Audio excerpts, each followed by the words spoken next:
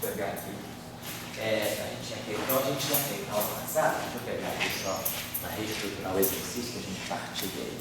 Deixa eu pegar aqui só para reestruturar o exercício aqui. A gente tinha feito o seguinte, nós tínhamos pegado uma componente aqui, que eu acho que era um triplete, uma componente, então a gente fez isso na aula passada, pegamos, então nós estávamos pegando simetria S3, e aí nós tínhamos que considerar o seguinte problema mecânico. Eu tenho um triplete de S3 que pertence a uma representação 3. Então, esse aqui para nós é esse triplete aqui, Q1, Q2, Q3. Cubatura está pequena. Oi? Cubatura Q pequena. Botei Q pequeno, né? Ah, tá certo, Q pequeno. Então, Q não, grandão. o Q é grande aqui. Q grande é o triplete e o Q pequeno são as coordenadas, tá certo? As três componentes. E depois nós tínhamos pegado um M que estava na representação de junta. Então, nós pegamos um M, vamos lembrar da representação 8-dimensional, é a representação chamada de junta. Então, pegamos um M, e esse M aqui, como ele tem 8 componentes, nós resolvemos escrever ele desse modo aqui. Ele é NA lambda A sobre lambda. Multiplica cada M pelo gerador das matrizes de Pauli. Ficou NA lambda A sobre 2, tá certo? Aí, com isso, na aula passada, a gente tirou as transformações infinitesimais, vimos que a transformação S3, quer dizer, tínhamos a transformação do triplete era Q' igual exponencial de I, estava chamando de ômega A, geradores lambda A sobre 2Q. Isso aqui é a transformação do triplete. Essa transformação em triplete me leva a essa transformação das coordenadas. Daí é I sobre 2, ômega A, matriz de Pauli, matriz de lambda A, matriz de Hellman e PJ. E as transformações. E o M, a transformação do M é M'. Se nós chamarmos essa matriz aqui uma matriz R, a gente chamar essa, não ficar carregando esse aí ômega, lambda, isso é uma matriz R, esse M' se transformava assim, se transforma como R, M, R Dagger. E aí, a lei de transformação sai daqui, delta, MA, é menos F, constante de estrutura, ABC, ômega B, MC. Com isso aqui, a gente vê que automaticamente esse lagrangiano que eu tinha dado como exemplo, nós é L igual a M, que derivada temporal, que ponto Dagger, que ponto. Aí tínhamos dado aqui I, traço, e M ponto Dagger, M ponto. Aí tínhamos dado aqui menos capa, que Dagger, que parte do oscilador harmônico. Aqui é a mesma coisa, menos que eu tinha colocado menos um si, traço, de HN,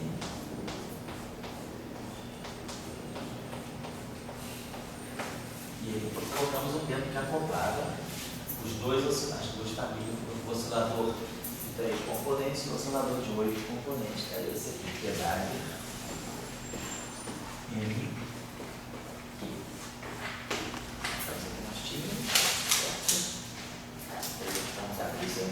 Então essa aí, obrigado. Então, vou interpretar para a gente também. Vou interpretar, pois é, pode copiar aí que eu vou interpretar isso com vocês. Então, basicamente o que a gente está, temos uma simetria S3, né? Por que a simetria está presente? Porque esse termo aqui, essa matriz que eu fizer essa transformação, aqui vai aparecer um L Dagger R, aqui quando fizer a transformação vai aparecer, esse N dagger, ele vai aparecer R, N dagger, R dagger, R, N dagger, então esse termo aqui, né? O que esse termo aqui é naturalmente invariante? A transformação. Quer dizer, a transformação de S de 3 aqui, que está clara para nós, ela vai produzir um Q ponto dagger, R dagger, R, Q ponto. Quando eu faço a transformação de S3, né? Na verdade eu digo que o que significa invariância S3? Significa, se eu colocar, escrever esse lagrangiano, eu estou propondo esse lagrangiano aqui. Esse lagrangiano aqui, agora eu vou escrever ele todo em linha, né? Certo? Então, quero ver se ele é invariante. O que eu faço? Eu coloco linha em tudo. Botamos linha em tudo, em todas as coordenadas. Linha, linha, linha, linha, tudo linha, linha. Entendeu? Então, a gente pega o lagrangiano com todas as coordenadas, linha. E aí faz as transformações. Quem é que linha? Que linha é Q ponto dagger, R dagger. Quem é que linha? É R, Q ponto. Então, como a matriz é unitária, esse termo aqui fica identidade. Então, esse termo aqui, se eu escrever ele com linha ou sem linha, ele é o mesmo termo. Então, esse termo aqui é explicitamente invariante. Lembrem-se que eu estou derivando isso aqui em relação ao tempo, mas o ômega é constante, são parâmetros constantes, e o lambda são matrizes numéricas. Então, não tem nenhuma derivada dentro daqui. A derivada, quando eu derivar esse lado, eu derivo esse lado aqui direto. Então, a transformação do Q é exatamente a transformação do Q ponto. Tá? Só queria te perguntar, né? O Q maiúsculo, aqueles Qzinhos são as coordenadas, X1, X2, X3. Você pode ter, Q1 é complexo, né? Então é X1 mais I. Isso, vamos fazer isso agora. Vamos abrir isso aí para você. Para ficar bem, é a simetria do que você está fazendo. Mas qual é o significado, exatamente. Então esse termo aqui é invariante. Então, essas matrizes que estão aqui no meio, elas se cancelam. Então, se eu coloco linha ou não coloco linha, é a mesma coisa. O lagrangiano de tudo sem linha tem a mesma forma que o lagrangiano de tudo com linha. Então, o lagrangiano é invariante. A mesma coisa se eu fizer aqui, eu tenho um traço. Então, quando eu pegar essa transformação aqui, eu vou pegar o dagger daquela relação lá. Então, vai ficar R, M dagger, R dagger. Estou tirando o dagger dessa relação aqui. Quando o dagger aqui, tirando dessa relação. Aí entra o M' aqui, que é R, M, R dagger. Então, esses dois aqui, imediatamente se cancelam. Então, tá lá. Então, eu fico com traço de R, M dagger, M, R dagger. Opa, não está errado.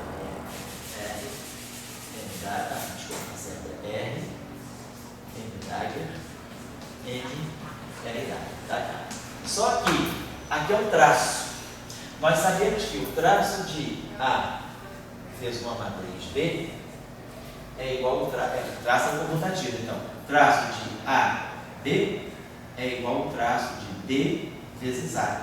Então, como eu estou dentro do traço, nada me impede de eu trazer esse R para cá. Fazer a troca, né? Traço de A vezes B é o traço de B vezes A. Então, esse R vindo para cá, ele bate no R dagger e se cancela. Devido a ter esse traço, esse termo aqui engole esse. E aí, esse termo também fica invariante. Então, se eu coloco linha ou não coloco linha, esse termo aqui é invariante, devido à presença desse traço. Para que as duas matrizes dos extremos possam se juntar. Aqui é a mesma coisa, exatamente como naquele termo cinético, no termo de derivada temporal, o R dagger cancela o R. Aqui o mesmo mecanismo que ali, o mesmo traço, aqui também o mesmo mecanismo.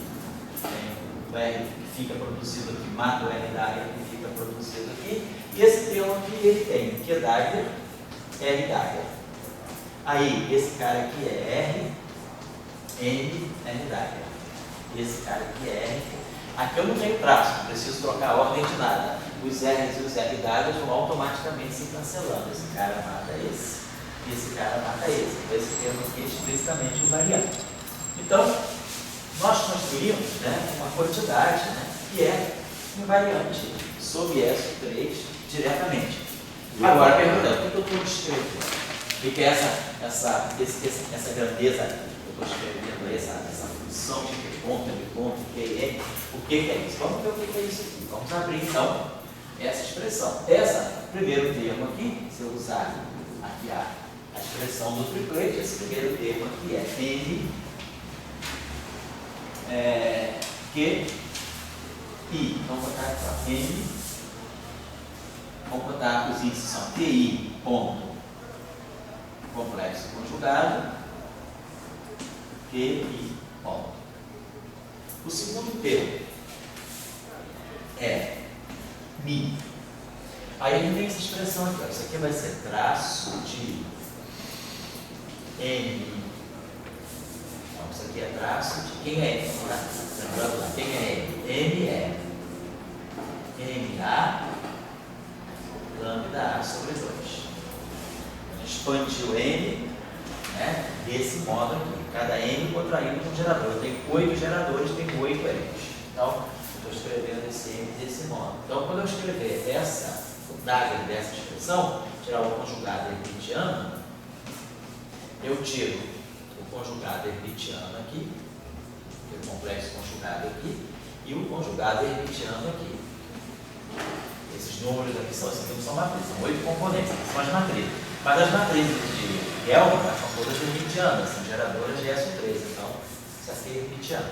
Então nada me impede de eu tomar, posso deixar esses MAs complexos, mas posso tomar o MA real.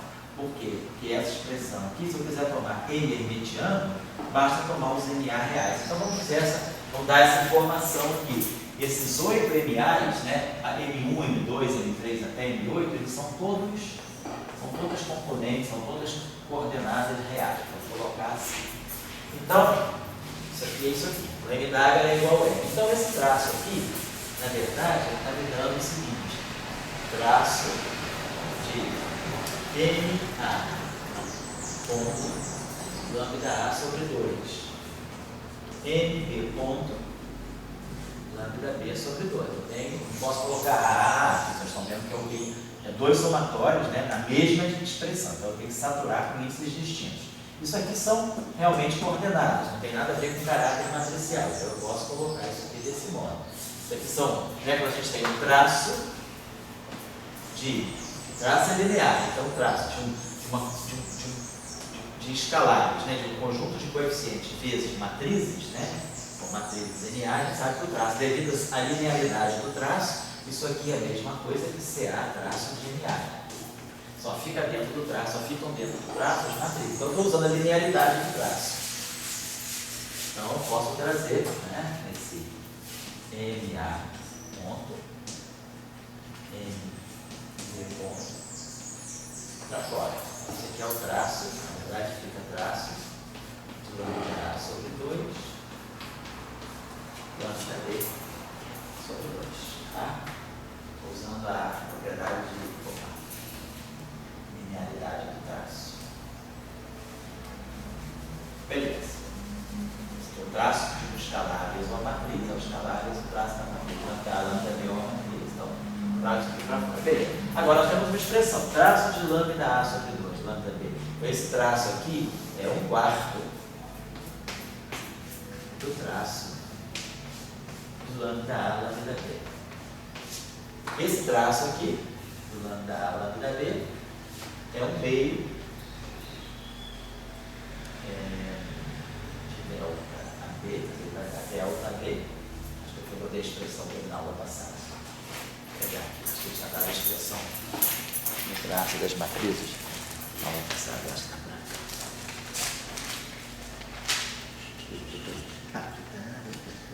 Vou botar por aqui, ó.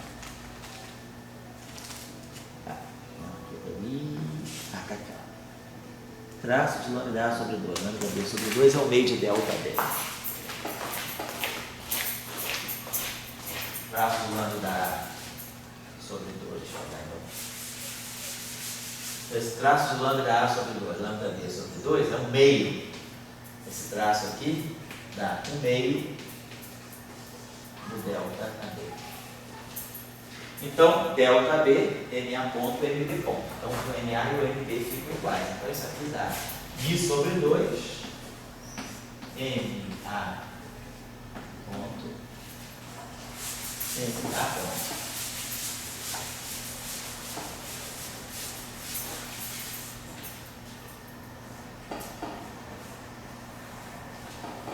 MA ponto e MA ponto.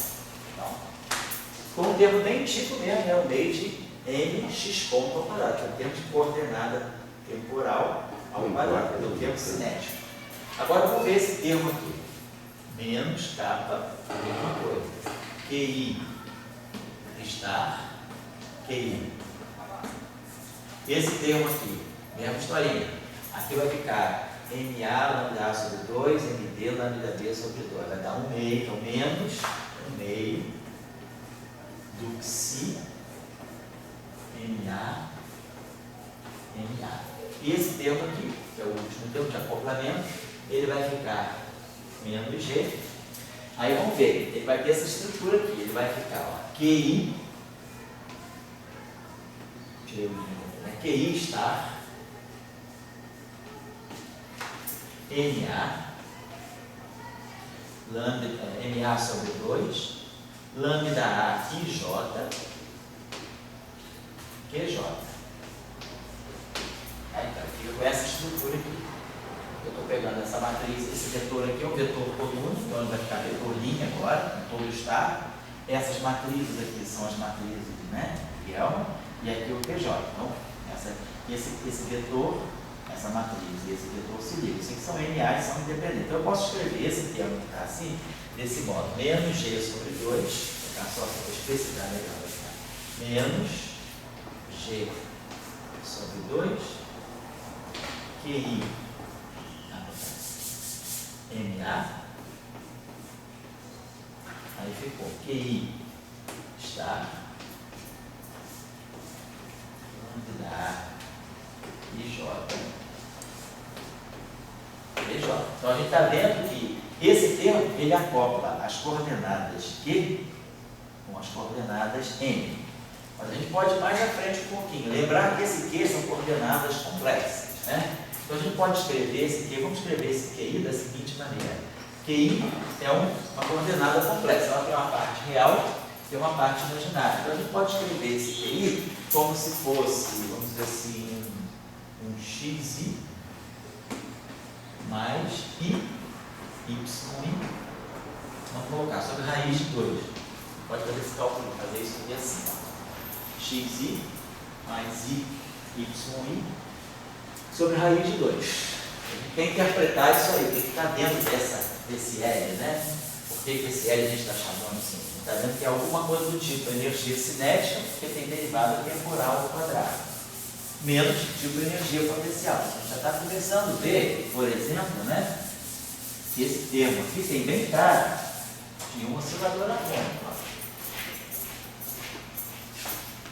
Menos meio de K coordenado ao quadrado. Esse aqui vai ficar mais claro agora. Então, a gente está, vamos lá, quando a gente colocar essa expressão aqui dentro, isso aqui vai ser a gente vai derivar isso aqui. Quando eu tirar a derivada temporal disso aqui, eu vou ter QI ponto, né? Essa expressão aqui vale para as coordenadas e vale também para as derivadas temporais. Então, se eu derivar essa expressão aqui em relação ao tempo, isso aqui vai ser a derivada dessas coordenadas. Então, aqui eu tenho essa coordenada complexa, aqui eu tenho duas coordenadas reais, x1, x2, x3, y1, y2, y3. Se quiser, até eu posso fazer o seguinte, para evitar a confusão, vamos chamar coordenada Q. Deixa eu fazer o seguinte, vamos chamar de coordenadas, vamos chamar de coordenadas x e y. Como se eu tivesse xi mais i, yi sobre raiz de 2. Então, deixa eu depois a gente já tem x1, x2, x3, y1, y2, y3. Vamos colocar desse modo assim. Então, vamos lá. Então, quando eu derivar, quando eu dei a notação, em vez de botar xi, mas vamos deixar assim, xi, então eu vou botar derivada temporal. Então, quando eu colocar essa expressão aqui, fizer o cálculo, como isso aqui é um complexo conjugado por ele mesmo, vai dar simplesmente a parte real. As termos i vão se cancelar, porque vai produzir um i menos i, vai sobrar no final de tudo, então 5 de 2. Então, L vai ficar 1 meio, eu tenho um raiz de 2 com raiz de 2, vai ficar 1 meio de n x i ponto ao quadrado. Então eu tenho 3 coordenadas, x1, x2, x3 ao quadrado. A mesma coisa vai acontecer com isso, mais 1 meio de m y i ponto ao quadrado. Então, 1 meio de mx ponto ao quadrado, mais 1 meio de my ponto ao quadrado, mais 1 meio de mi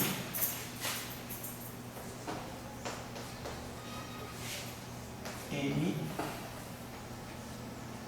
a ponto m a ponto. Então, tem 8 coordenadas reais aqui, de uma forma de termo cinético. Agora, aquele outro termo lá vai ficar menos 1 meio de kappa, menos 1 meio de kappa, xi ao quadrado, mais yi ao quadrado. O outro termo, menos 1 meio de psi, ma. E depois, o termo de acoplamento das duas famílias de coordenadas. Eu vou ter menos g sobre 2, vamos colocar aqui agora da seguinte maneira. Que eu lá vou colocar, quando eu substituir, vai ficar NA.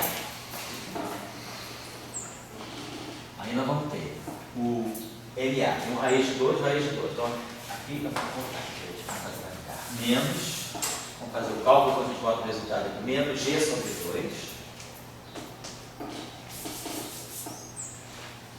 NA, aí vai produzir o raiz de 2 de um QI, o outro raiz de 2 do QJ, vai produzir mais um fator do 4, vai ficar menos G sobre 8 NA. Aí aqui nós vamos ter XI estar menos I, YI estar. Aí vamos ter lambda A e J, e aí vamos ter XI J mais YJ. Então, nós vamos produzir 4 termos aqui. XI estar, lambda A e J, XJ. Vamos produzir XI estar, aí temos Mi aqui, lambda A e J, YJ. Depois vou produzir esse termo aqui, menos I, YI estar, lambda IJ, XJ. Depois o termo final que vai ser esse menos I, que esse mais I dá 1. Vou produzir YI estar, lambda IJ, YJ, exatamente como a gente fez no caso do X. Então tá, então ficam formados. Agora, esse termo aqui, vamos ver se tem alguma relação desse termo aqui, na verdade, vai ser o conjugado, eu tenho X dagger, então esses termos aqui, esse termo aqui é o conjugado complexo desse termo aqui. Se eu tiver o conjugado completo, eu vou ficar isso aqui. Conjugado complexo, aí eu uso a propriedade de emiticidade, até esse termo aqui, esses dois termos estão ligados. Então, se a gente vai produzir, na verdade, ali eu acho que 4 termos, né? Esse termo aqui não pode ser reduzido, esses dois termos não se simplificam, porque um é um conjugado complexo do outro. Então, a gente vai ter o seguinte, menos G sobre 8, tá? Menos G sobre 8, MA, e aí vamos ter esses termos.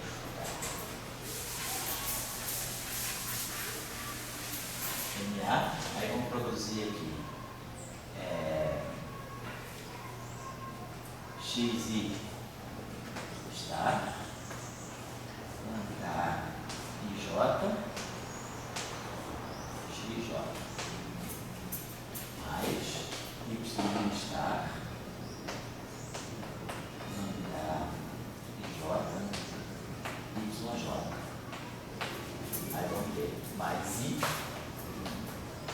xi estar lambda i j, yj, e o último termo, menos i.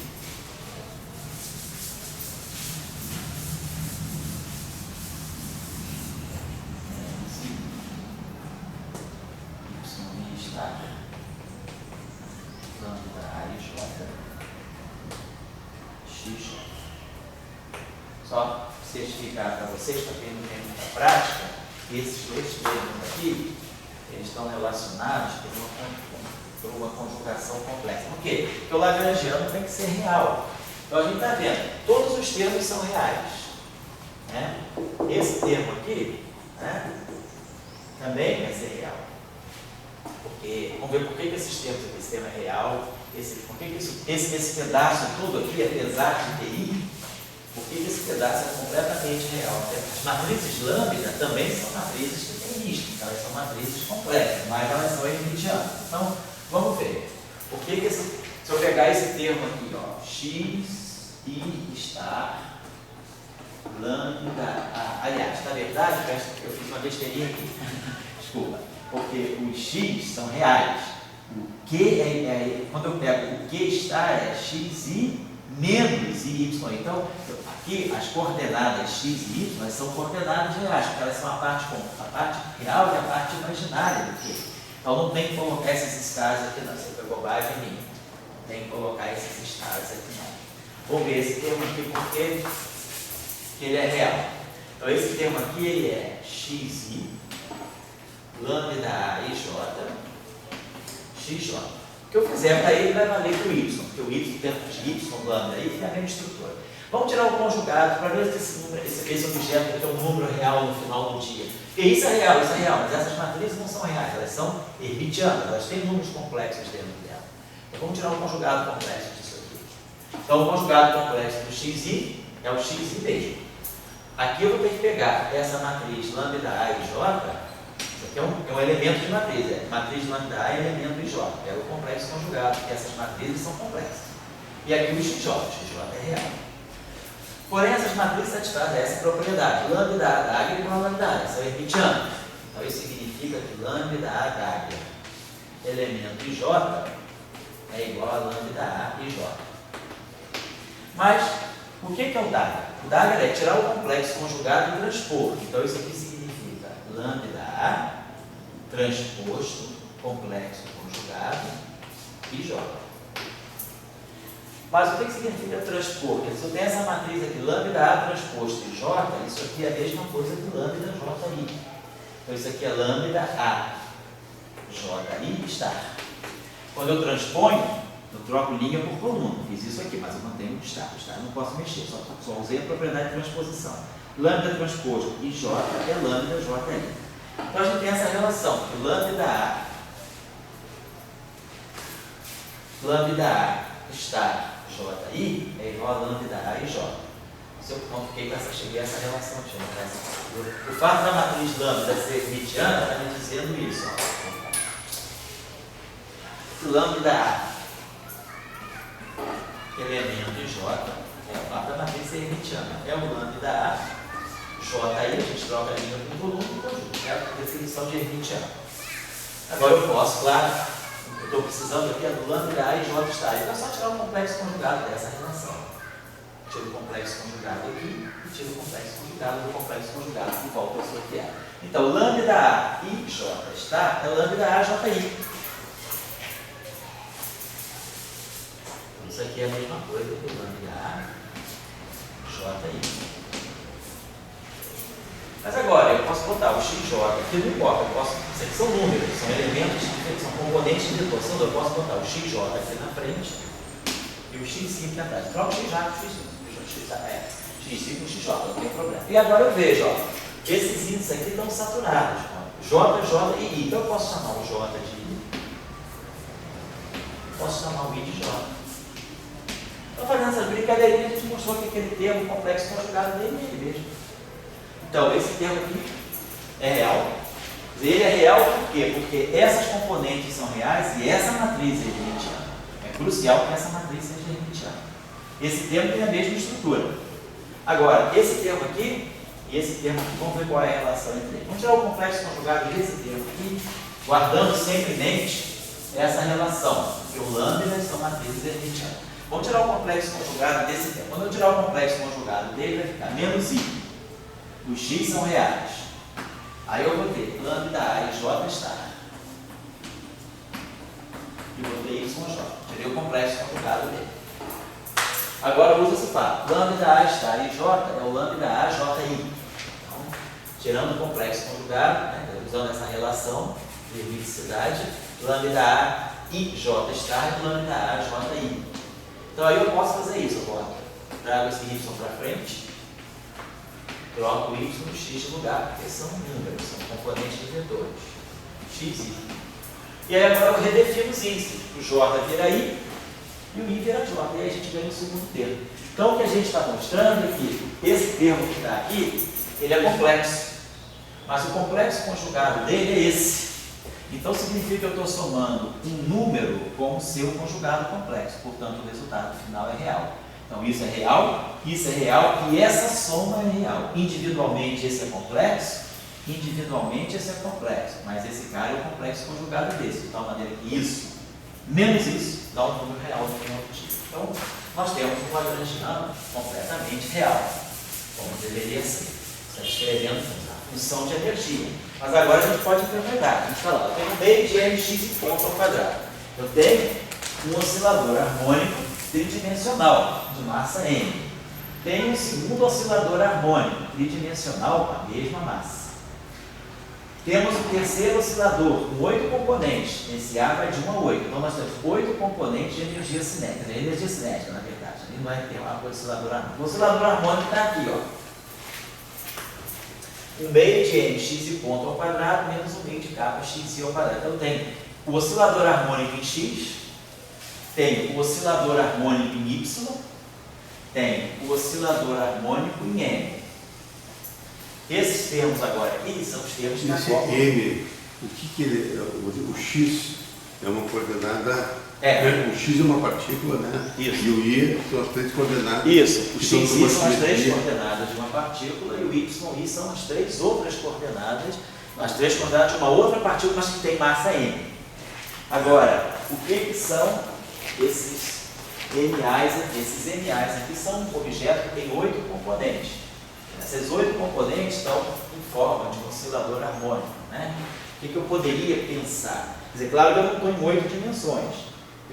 Mas eu tenho um objeto que está se comportando como um oscilador. Eu tenho um conjunto de 8 objetos com a mesma massa. Então eu tenho 8 coordenadas, né, com a mesma massa. Aqui, M1, M2, M3. Então eu tenho um objeto aqui 8-dimensional. Quer dizer, um oscilador é como se fosse um oscilador harmônico 8-dimensional. Agora, tudo depende do tempo. Então é como se eu tivesse 8 graus de liberdade. Eu tenho um sistema com 8 graus de liberdade que evoluem como um oscilador harmônico. Isso que eu estou querendo dizer. O meu problema, né, não significa que esse objeto aqui tenha 8 componentes espaciais. Não. Eu tenho um sistema físico, né? A abstração é essa. Eu tenho um sistema físico que eu preciso descrever por 8 componentes. Eu tenho 8 graus de liberdade. M1, M2 até M8. Cada uma dessas componentes que evolui no tempo tem termo cinético para ela e elas têm termos de interação harmônica. Então eu tenho um oscilador harmônico tridimensional, outro oscilador harmônico tridimensional e um oscilador harmônico 8-dimensional. Quer dizer, esse oscilador harmônico tridimensional pode ser uma partícula realmente com 3 graus de liberdade no espaço tridimensional, no espaço euclidiano tridimensional. A mesma coisa, o outro oscilador harmônico, o y, com coordenadas, eu tenho uma segunda partícula com coordenadas y1, y2, y3 na R3.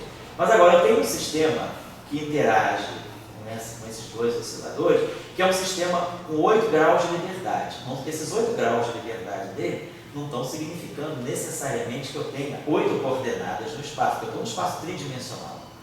Então, esses 8 graus de liberdade são graus de liberdade internos, é algum tipo de interação, algum tipo de atributo extra que esse sistema pode ter, porque de fato, né, se esses x aí estão ligados a SO3, eles têm um número quântico de SO3.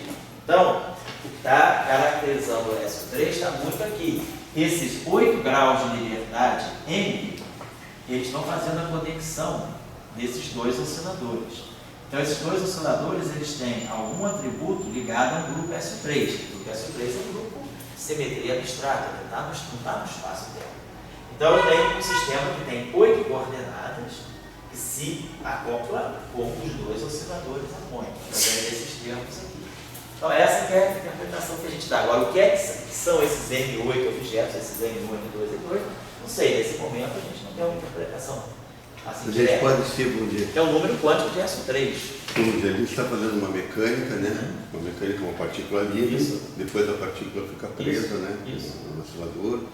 E de repente você botou, vamos dizer assim, uma mecânica, você tinha uma partícula livre, você botou uma mecânica a mais, uma mola, vamos chamar. Depois será que você podia dizer, eu estou com um momento de inércia, eu estou assim, esse MA por ali, significa algum tipo de. Eu estou dando apenas um chute, tá? Assim, numa nova propriedade física, você está dando uma rotação, você está dando um sistema, está trazendo um momento de inércia. O que eu estou dizendo é o seguinte, esse meu sistema, ele, como eu estou colocando ele dentro de um SO3, eu estou dando a ele um grau de liberdade ligado a uma simetria interna. Esses 8 componentes aqui podem ser, não representam coordenadas espaciais de nada, mas representam coordenadas que dependem do tempo, mas que são coordenadas que descrevem algum objeto que tem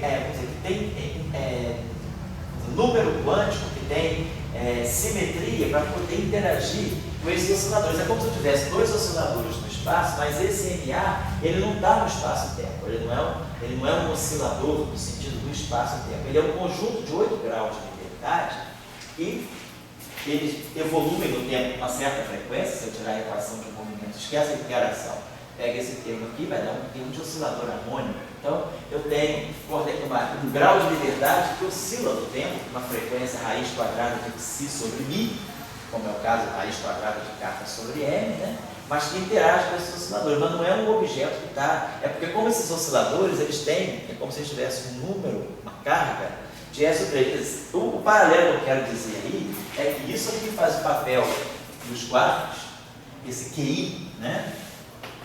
Que é xi mais y, seriam os quartos, e esses MAs aí seriam os gluons, quer dizer, eu teria um oscilador harmônico representado por Q star, um oscilador harmônico representado por Q, ou X ou Y, né?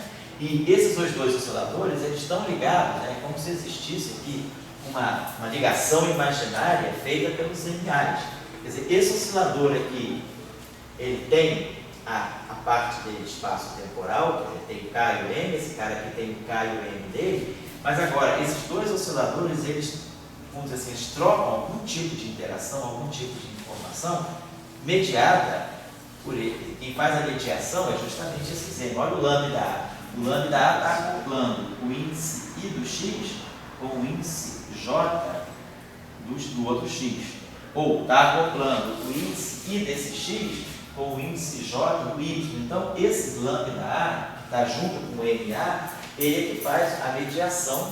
Além desses 2 casos aqui serem osciladores harmônicos no espaço, eles estão trocando uma interação mediada por 8 objetos MA. Na QCD, isso aqui é exatamente o caso da QCD, seriam os quartos interagindo pela troca de gluons, né? Então, a troca de gluons, esses campos aqui são os campos, são as coordenadas que estão fazendo a mediação entre os quartos. Eu estou dando um exemplo assim, de coordenada, mas na verdade o que está por trás disso tudo aí seria um pouco a ideia do lagrangiano da QCD, tá? Não é exatamente a QCD, porque na QCD os quartos são férmions, então eles não podem obedecer a equações tipo oscilador harmônico, tem que ser escrito por equação de Dirac. Mas do ponto de vista do SO3, do ponto de vista só da simetria SO3, isso aí está funcionando exatamente como a QCD. Eu tenho objetos que têm simetria, transformação SO3, e esses 2 objetos independentes, esse cara aqui é independente desse, eles se ligam pelos N. E se a gente esquecer, se a gente fizer N igual a 0, não tem N no problema, só ficam esses termos aqui. Então eu teria 2 osciladores independentes, o X e o Y não se comunicam. A única comunicação que eu estou estabelecendo entre x, y, só é possível por causa dessas coordenadas n. Então, as coordenadas n é que estão acoplando o setor x com o setor y. Então, eu tenho 8 coordenadas internas que fazem a ligação, esses osciladores eles trocam essa informação ligada a essa interação, na verdade é isso, essa que é a descrição protodal. Mas a gente não consegue descrever esse n em termos de grau de liberdade do espaço. Bom, essa é a primeira questão, é produzir o lagrangiano invariante. A simetria, como eu coloquei para vocês, quando eu derivei no tempo, em nenhum momento eu me preocupei de derivar o ômega, porque o ômega são 8 parâmetros independentes. Nós vamos agora, então isso é o que a gente chama de uma simetria global. Só quem depende do tempo são as coordenadas do problema, só. Só uma coisinha aqui, vou aplicar o princípio variacional, só para tirar a equação de movimento, depois vocês podem continuar, a gente continua. Só quem quiser fazer esse exercício, vamos tirar, como é que a gente tira as equações de Euler-Lagrange? Faz o princípio variacional. Vamos, por exemplo, tirar as equações de Euler-Lagrange para x. Então, o que eu faço? Eu faço uma variação arbitrária em relação a x. Quando eu variar em relação a x, o primeiro termo vai ficar 1 meio de n. A variação de x ponto ao quadrado, quer dizer, a variação do quadrado é 2 vezes o objeto vezes a variação dele. Isso aqui é a definição, no fundo, de diferencial. A diferencial do quadrado é 2 vezes o objeto pela diferencial desse objeto. Então, eu faço só pegando x. O segundo termo não tem x, o terceiro termo não tem x, o quarto termo tem 1 meio de kappa 2 xi delta xi. Então, diferencial em relação a xi. Estou passando o princípio variacional. Mas é uma variação em relação a xi. O outro termo lá no y não tem nada, o outro termo é do n. Agora, o primeiro termo de acoplamento tem menos g sobre 8 NA. Vamos lá, menos g sobre 8 NA. Aí eu teria aqui delta xi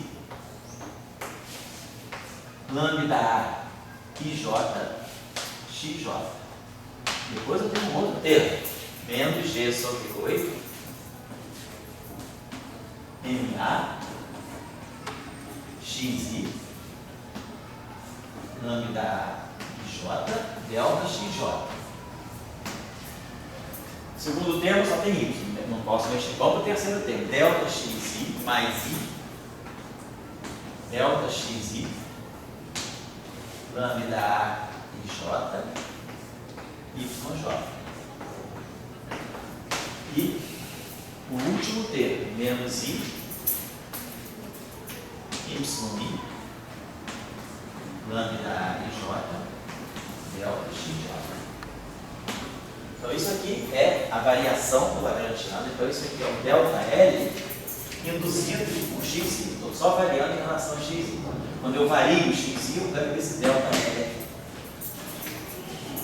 Lembrando que esse delta L é o lagrangiano que está dentro da ação. Na verdade, o que a gente tem é a ação integral do tempo do lagrangiano. Quando eu vario a coordenada xi, eu vario o L, no fundo, então induz uma variação na ação. Então, isso aqui é isso aqui.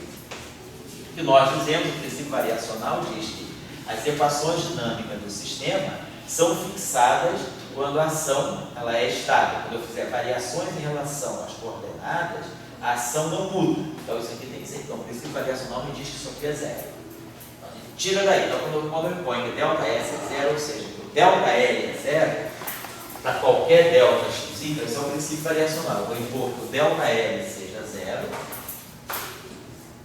independentemente do delta x, que é delta x arbitrário. Mas vamos observar que o primeiro termo isso. Eu vou aproveitar essa coisa para fazer uma pergunta, para ouvir tua meditação.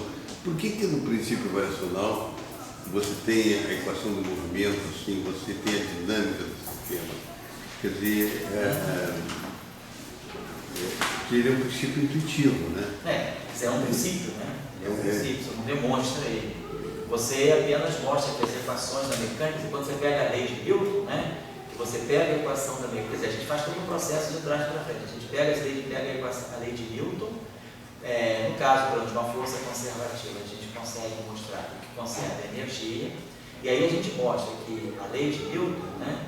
Ela pode ser obtida parte, quer dizer, ela tem uma função escalar associada àquela equação, que é a gente tem um Lagrangiano, a gente consegue escrever as equações de Newton, né, a lei de Newton, sob a forma, né, de um Lagrangiano. E a questão é, o que gera a lei de Newton é a estabilidade desse Lagrangiano. É um princípio que você, diria, foi visto empiricamente, né? Empiricamente, que é o princípio variacional. Você consegue mostrar que as equações da mecânica, quando elas podem ser escritas em termos de um Lagrangiano, nem sempre você pode reduzir um sistema, nem sempre uma equação de campo tem associada a si um Lagrangiano, mas todas as equações de campo que têm associadas a si um Lagrangiano, você mostra que elas podem ser obtidas através desse princípio variacional na ação. Eu acho que é um princípio que está... Então, porque você começa a observar, será que tem uma universalidade por trás das leis da mecânica? Né? F igual a MA, F igual a dp/dt. É a segunda lei de Newton. Isso aí cai do céu, ou isso aí, será que tem uma universalidade sempre, né? Que tem uma força? A dinâmica do sistema, ela é a evolução do sistema, ela sai dessa lei F igual a dp/dt, ou F igual a MA. Então, você começa a ver, será que isso aí é um parâmetro, esse parâmetro, esse cenário geral? E aí você vê, isso tudo acontece porque, na verdade, o que eu tenho é um princípio variacional. Eu acho que o princípio variacional, ele te justifica, né, a universalidade da lei de Newton. Mas ele é um princípio. Você não prova ele hora nenhuma. Você vê que as equações de movimento do sistema, elas evoluem a partir desse princípio variacional. Será que tem alguma razão mais profunda por trás disso? Pode ser, mas eu francamente assim, não estou consciente. Eu vejo um princípio, é um princípio que funciona. Você vê que tem por trás, sabe? Se o sistema é conservativo, se a gente pega, por exemplo, a lei de Newton, né? Do oscilador harmônico, fica claro, mx2 ponto igual a menos kx, você vê que a energia é conservada, aí você tem energia cinética, energia potencial, e você vê que aquela, né, no fundo, aquela lei de Newton, mx2 pontos, tem isso aqui, né? mx2 pontos igual a menos kx, né? A gente consegue ver que isso aqui é ddt de mx pontos. Isso aqui é menos kx. A gente consegue ver que esse mx2 pontos, né, isso aqui é o que? Isso aqui é derivada da energia cinética. Então eu tenho alguma coisa do tipo ddt, né, de 1 meio de mv2, de mx ponto ao quadrado. Tá legal, ótimo isso aqui. Isso aqui é ddt de menos 1 meio de kx2. Tá óbvio isso aqui. Aí, claro, eu junto essas duas coisas, eu vejo que essa grandeza aqui é constante. A energia cinética mais, vai para o lado de lá positivo, a energia potencial é uma constante. Agora, eu posso observar, deixa eu apagar isso aqui. Então, isso aqui dá a conservação da energia imediatamente. Coisa óbvia assim. Agora, estou só querendo dizer, esse termo aqui, eu posso imaginar, isso aqui é a derivada em relação, no fundo, isso aqui é a derivada em relação a x ponto da energia cinética, no meio de x ponto ao quadrado. Se eu derivar isso aqui em relação a x ponto, eu ganho x ponto. E isso aqui é menos, né? Isso aqui é derivada em relação a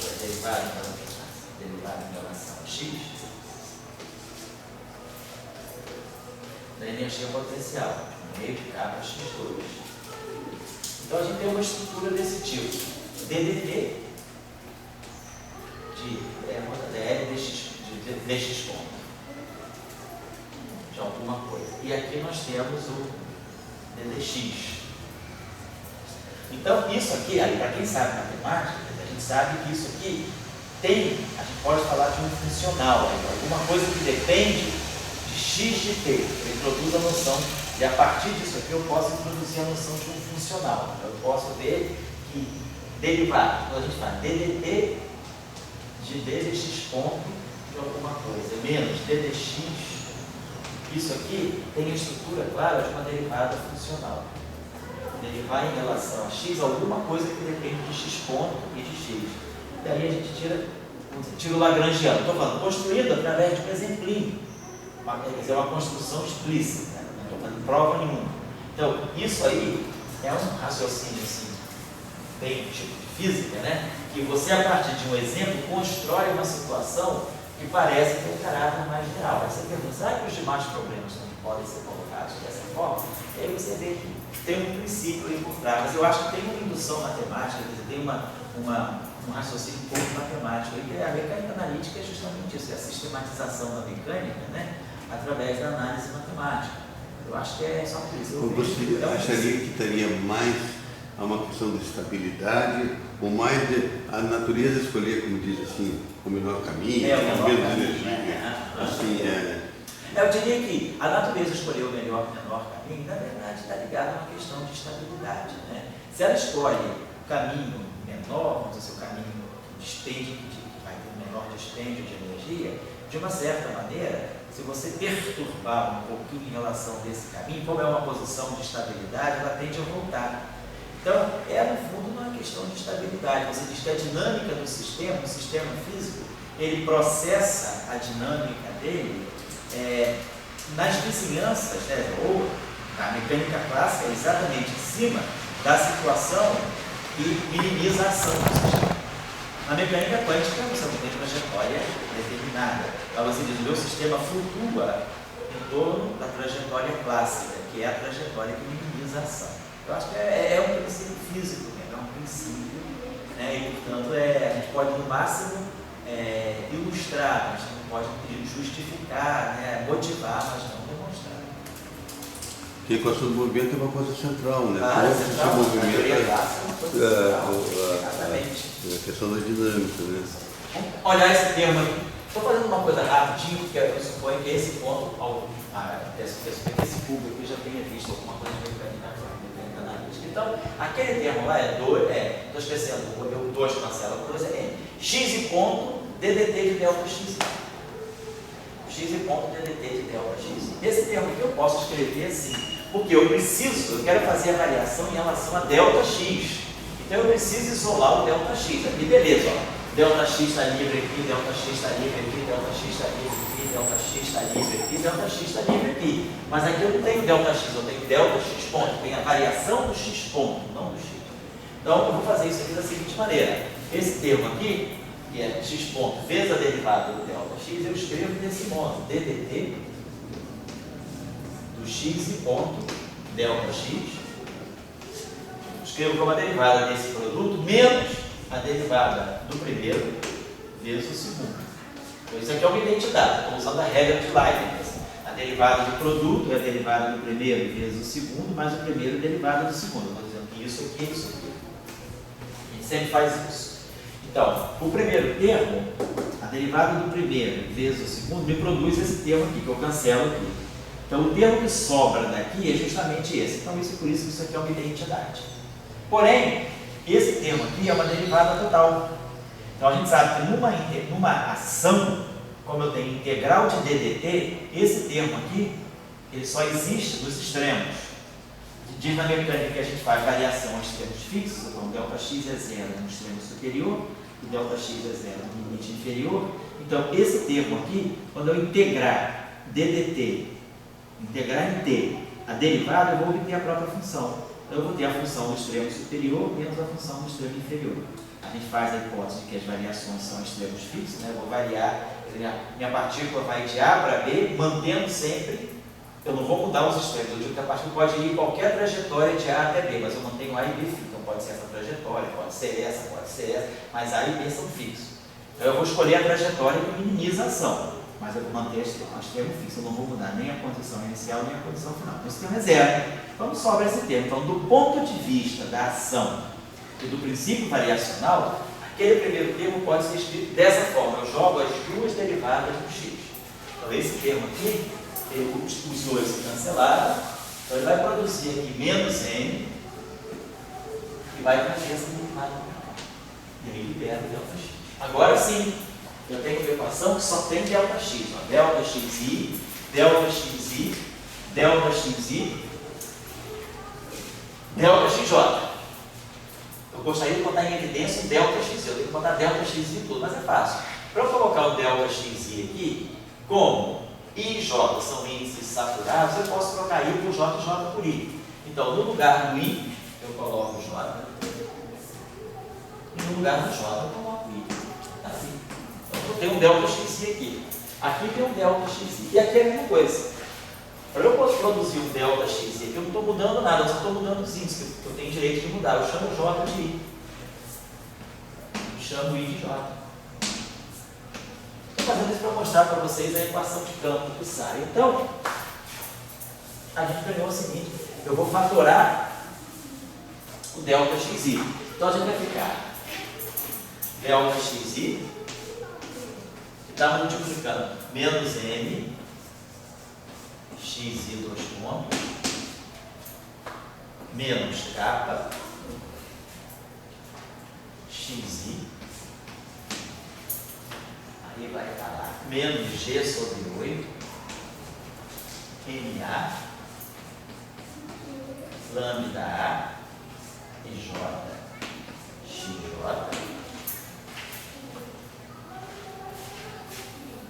menos g sobre 8,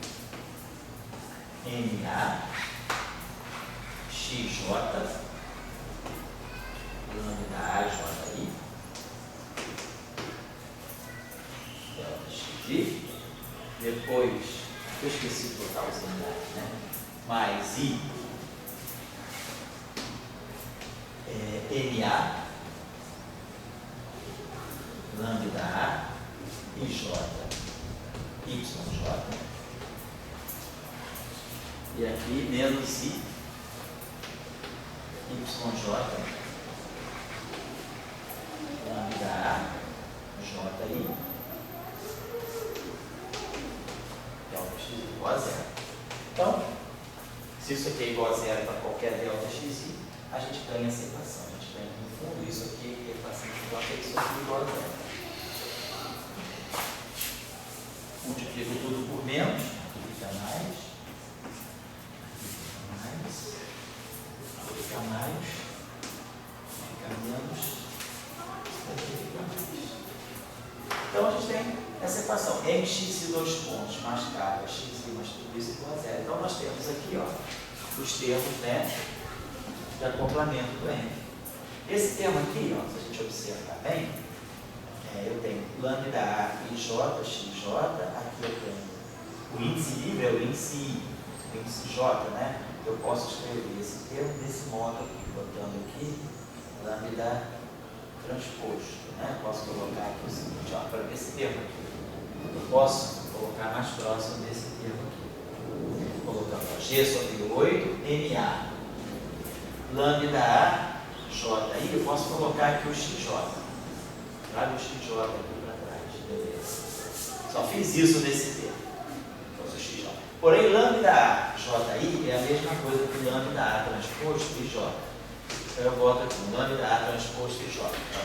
Vamos ver o que a gente pode fazer de melhor. E aqui é a mesma coisa, ó. Eu trago esse yj para cá e boto aqui um lambda a transposto e j.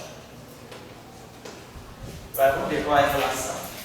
Numa matriz hermitiana, lambda tem essa propriedade, lambda hermitiana. Então isso significa que lambda transposto é lambda a estar. Então, aqui colocar lambda a transposto e j é a mesma coisa que colocar lambda a e j estar. E aqui a mesma coisa, lambda a e j estar. Então é só isso. Só para mostrar que aquele termo mais complexo conjugado do outro. Então, tudo isso aí, só para mostrar que isso tudo é real. Então, a gente tem uma equação que a gente tem esse oscilador harmônico, que é tipo do oscilador harmônico, acoplado pelos MAs. Então, a equação completa é essa. Vocês podem fazer o mesmo exercício com I, que vai dar muito parecido, e fazer o mesmo exercício com ele. Então, isso seriam as equações de campo do nosso sistema. Então, são osciladores harmônicos agora acoplados. A equação do X começa a depender do M e do próprio Y. Então, quer dizer, vamos dizer, você usando a simetria, você consegue descobrir, com certeza, aquela turma, se descobre essa equação. Isso. Quer dizer, você exerce essa simetria E daí você pode dizer, o MA já não é mais aquele nas outras, aqui, uma outra partícula. Exatamente. Mas você teria um outro elemento, da equação. Isso. Participando quer dizer, a simetria diz, bom, não tem só uma partícula livre, mas teria com essa situação. Então, agora, essa simetria, a questão do teorema de Necker, você vai ver no local. Vamos fazer o local, fazer o local agora. Vou dar um detalhinho agora. Então, o que a gente mostrou com essa brincadeira, é que esse exercício foi, tentei ilustrar dessa forma um problema que a gente faça uma conexão com a mecânica de partícula tradicional, mas na verdade o que está embutido aí, todos os conceitos que estão embutidos aí, o que está por trás desse exercício é o SO3, vamos dizer assim, a simetria SO3, no caso da interação forte. Esse triplete vai fazer o papel dos 3/4, e esse octete, esse NA, que são 8 objetos que estão na representação adjunta, se transformam numa representação adjunta de SO3, eles vão fazer o papel daquilo que nós vamos identificar depois como que faz a mediação entre o triplete. Eu tenho X é um triplete, Y é um triplete. E quem promove a interação, o acoplamento entre os dois tripletes no lagrangiano são os N's. Esses N's vão fazer o papel dos gluons. Os gluons é que acoplam os quartos. E a simetria SO3, quer dizer, ela garante que os gluons, que isso aí o fato dos gluons estarem no octete é o que garante que essa interação quarto mediada por gluon é invariante de SO3. Quer dizer, o papel da simetria, do grupo simetria, está em fixar a forma da interação. Eu vou ter quarto e quarto trocando gluon, 3 com 3 trocando 8. Essa aqui é o jogo do SO3, 3 com 8. Ou você não estaria, dessa maneira, dando vida à geometria? Quer dizer, uma geometria que você teria... Não estou dando vida à simetria. A simetria está gerando vida. A simetria está gerando lagrangiano. A simetria está gerando dinâmica. Está gerando evolução. Então, vamos dizer assim, a simetria que está gerando tudo isso. É a simetria que está gerando essa evolução. Mas eu digo assim, se você tivesse só x, y e z. Certo. Então tem que x, y, z igual a x2. Tem uma lei de Pitágoras. Então isso seria uma geometria estática. Isso, SO3. Agora você diz que eu vou colocar uma dinâmica para essa. Então eu entro com a simetria. E daí quando eu coloco a simetria, eu vejo que a coisa não é estática, aparece um MA, por exemplo, intermediando. Quer dizer, aquele ponto 1 com aquele ponto 2, eles estão se conectando, eles não são assim, um independente do outro. Não, está certo, não são. Quer dizer, a simetria, ela traz conexões, né? Ela está trazendo justamente conexões que respeitem a simetria. Quer dizer, o papel da simetria, eu vou introduzir conexões, mas conexões que sejam compatíveis com a simetria. Então eu estou conectando 3 com 3 via 8. Eu não poderia conectar, por exemplo, 3 com 3 via 6. Nós vimos que SO3 tem representação 6-dimensional. Mas a de representação de 6-dimensional, ela não consegue agrupar 3 com 3. Então eu vou dar um intervalinho agora, são 11h20, a gente dá um intervalinho de 15 minutos, mais ou menos 11h35, a gente retoma e vai até meio de meio. Dá para acabar um pouquinho assim. Eu vou fazer essa simetria local e eu vou deixar a última aula então para o próximo encontro. A gente vai terminar na aula 26. Tá bom.